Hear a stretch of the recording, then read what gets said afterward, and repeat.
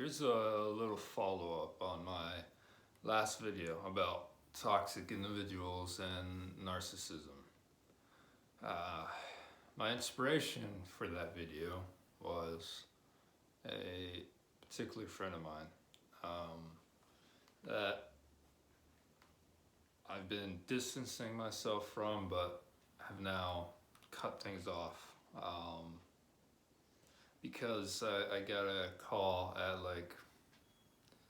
I was up, but it was like 5:22 a.m. and I got a phone call. I was like, this is weird. Guess I'll answer this call. But it was kind of a projection trip. Not knocking this individual's intent, because the way that they brought it up was feeling like they had to talk to me from the Lord, which I've had from this person several times, and a lot of the times it's about things that he struggles with.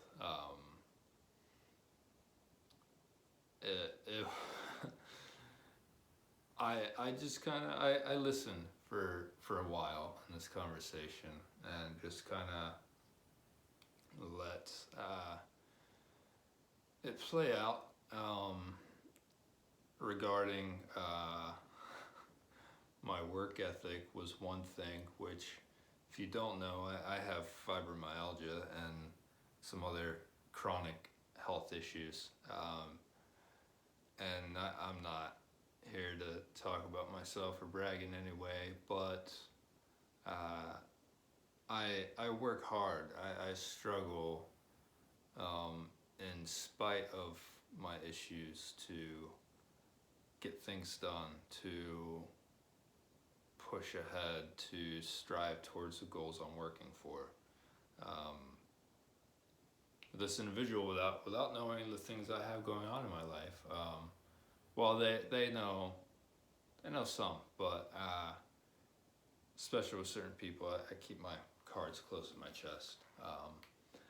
But they decided to go on sort of a rant about how worried about me they were, and also about my pride, which was interesting because this individual has been at times the most prideful and arrogant person that I know. And it's not to bring this person down if they're watching. I doubt that they will be. But this is something that I have to talk about, because there are other people that have gone through similar things with toxic people and narcissists, and have dealt with the same struggles with codependency that I have fought hard to heal from, which is why I had to wind up cutting this person off, because it came to the point where I'm not gonna sit there and be silent the whole time. And I called them out on some things, and then they kind of projected some more and said some stuff that just made me laugh, and I hung up on them, because sometimes there's just really nothing else that you can do. But I want to talk about why narcissists project, and it appears with this individual that it's not even conscious. It's not. A lot of things that they do is not always conscious, but it is the subconscious trying to protect the ego, if you want to say. It's not dissimilar at all to Enneagram 8, that has the soft inside but the hard outside to protect. And I'm by no means not. Enneagram 8s are not all narcissists. Some of them are, but you can have a narcissist anywhere on the spectrum of typology. But it is that, like, that protecting the inner child. There's a self-aware narcissist.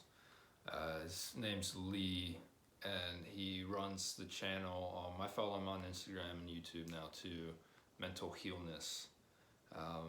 But he talks a lot about, from the perspective of a narcissist, of what these unaware narcissists do, and sometimes these narcissists are aware, but they do the things anyways. He talks about how he was aware of just the self-sabotage and everything that he was doing, but he couldn't stop or control it. At least he felt like he couldn't. But he talks about his personality being fractured at a young age. And I don't think that's really a case with, it's hard to describe, with each individual narcissist and how severe fracturing of the psyche can be, or really what that means. But from a young age, from his hurts, from probably trauma, I don't know his full story, but probably from trauma. A lot of times with narcissists, it's their own trauma that they're trying to protect themselves, and they project, they're trying to help that. It's hard to put into words. Plus I have a lot of brain fog thanks to fibromyalgia. Yeah, highly recommend. But they're trying to, that initial thing, trying to protect the child, that carries over. It kind of like follows them in their life. So, and also they don't, it comes to a point where they don't want to recognize the hurt in them or the bad things in them. It just becomes this blanket, kind of like a child who says, sticks and stone may break my bones, but words may never hurt me. But kind of like the thing of like, well, I'm rubber and you're glue, so back onto you. But it's done in a negative way. By the way, if you hear a dog whining, he's completely fine. I just shut the doors in here, and you might pick him up on here. Sorry about that. But for the narcissist, projecting is like they don't want to look at their own pride or arrogance, so they'll say that you are that way. Because for me, I'm not one to really back down from things, and I'll call things out. And it's not something I always do all the time, but there comes a point where I'm just like, yeah, no, like here's the reality. And narcissists don't like that. So it's just that not wanting to recognize, maybe because some of the hurts that they've caused, but their own hurt inside of them. But it's just maybe sometimes it's the anger about themselves and who they are that they're frustrated, but they're never gonna turn that frustration inwards. At least that's a rare thing. And they're gonna project it out on someone else so that they can deal with these emotions that they have internally out there. It's not internal. So I sent this person a text message afterwards, and I was just like, look, like, I'm not trying to start a text battle or anything, but here's the deal. I was explain. I was like, look, like, I've been watching you for a long time, and I'm pretty confident you have narcissistic personality disorder. Here's some resources, and it's best that we just part ways for a while. I was like, well, I mean, I hope in the future that maybe we have a good relationship in the future, or something along those lines. But it's hard to cut certain people out of your life, especially when they go way back with you, but when they are constantly projecting onto you, belittling you, it's that whole thing that narcissists, hard word to say, narcissists do when they devalue you. Like at first they love bomb and they're like, oh yeah, like you're so great, like they'll kind of like blend with your personality or the things you like. It's like, oh wow, like we have all these things in common and you're so awesome. But then it comes to the point where, I guess, in them trying to make themselves feel better, they will project their negative traits onto you and devalue you. Lee from Mental Healness talked about it one time about they put you on this pedestal, but it's their pedestal, so they'll pull you off of it because they want to be there on the pedestal. So dealing with that is just not worth it in the long term, especially when you have brought things up time and time again, but the person just does not listen. They act like they self-reflect, they act like they change, and maybe they truly intend to. Maybe they do for a little bit, but when the cycle comes back around and the phase of devaluing you again happens, it's just tiring, it's exhausting. Like I was talking about in my last video that I'll link below, it's like, why is every conversation an argument? Like, I don't even care.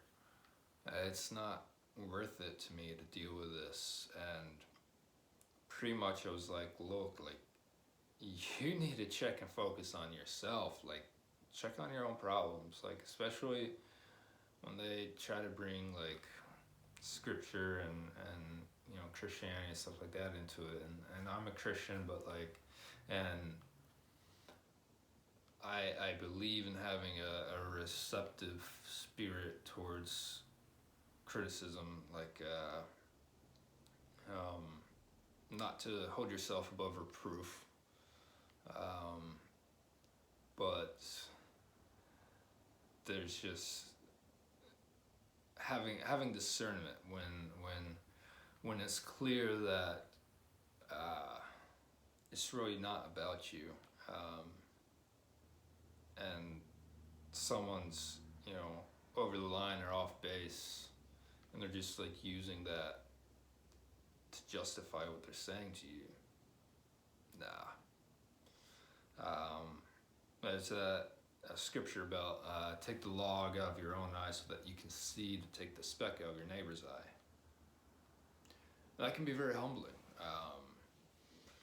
We have to look in ourselves and get to the roots and find healing before we have any idea of how to help other people with the same issue. So, I don't know, I guess that's just what I'm trying to do here, because I've been through these things. So I was kind of shocked with kind of the response and how many views I got on my last video. But it just points to how much toxicity is out there that people struggle with. And, you know, it sucks. This world sucks because of us. Human condition. So, I mean, we have to have love and I mean, care for these people, but sometimes it has to be from a distance. It does.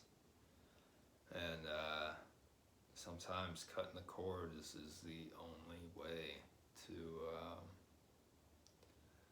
have that healing for yourself and that peace of mind, but also to have them recognize, like, look, like, your actions have consequences. You need to change. Like, it's not letting someone walk all over your boundaries.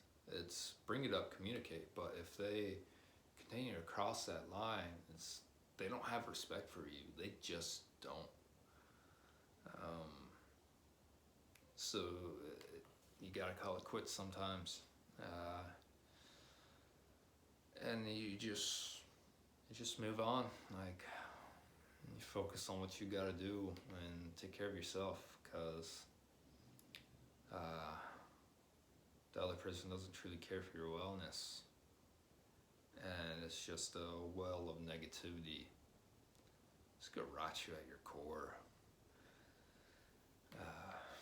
And that's kind of the narcissistic trap, is that projection cycle where they put all the blame on you. They point the finger at you. I was actually told, like, I always point the finger at people by this person. That's what I laughed at, because entire history I've known this person, there's been very little self-recognition, and often that victim mentality mindset. And they do appear to be changing and turning a new leaf, but I've seen this time and time again, and it only lasts for a time. And oftentimes there's still things there under the surface. I'm just like, look, like you're talking this way, but are you walking this way completely? And I'm by no means saying that I don't have my issues to work on. I absolutely do. And maybe I've been overstating that. I feel like it's something I have to say, but it's don't let that projection get into your head where you're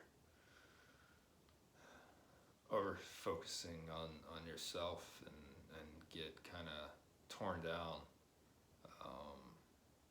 That shame they try to pass on you, don't hold on to that. I mean, recognize what's yours to deal with, but don't take on other stuff. That's not yours. That's theirs to deal with.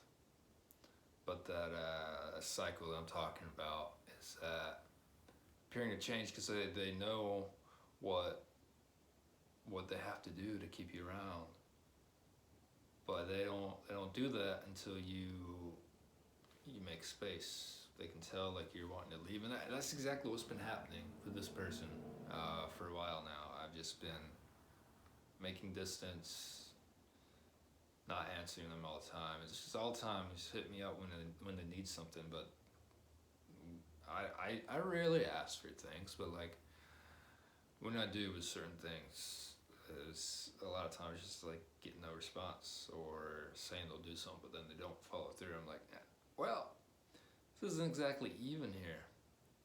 And I'm just like no longer gonna be putting up with certain things, and then that's when the projection starts. And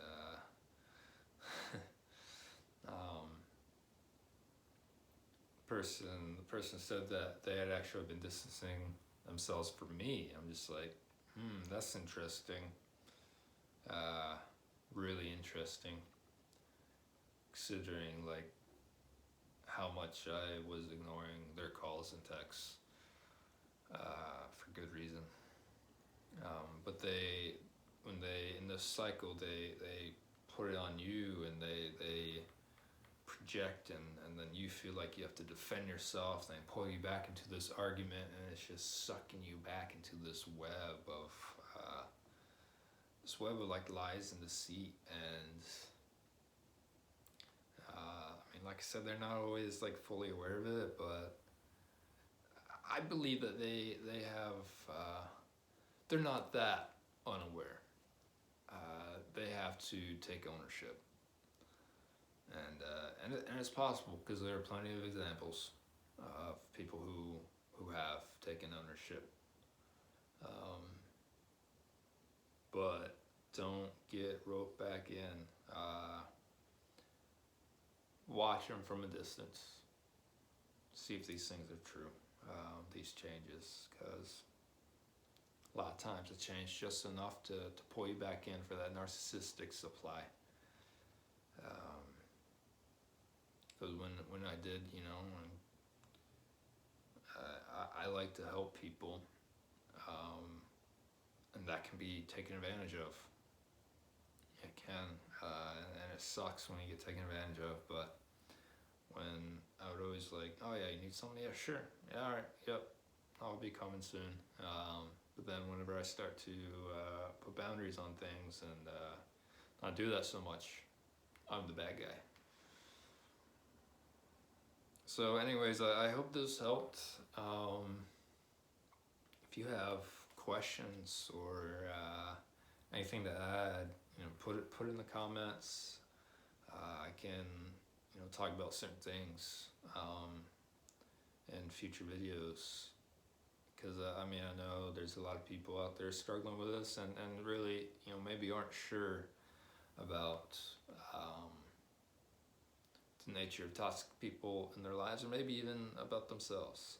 Maybe you're having some recognition about some of the things that you've done and the ways that you act, and that's good.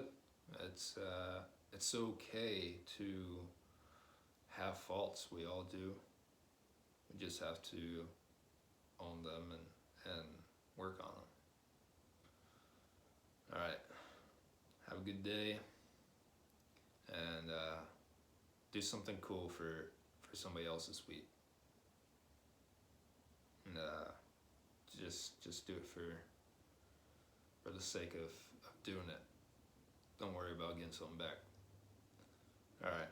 Take care.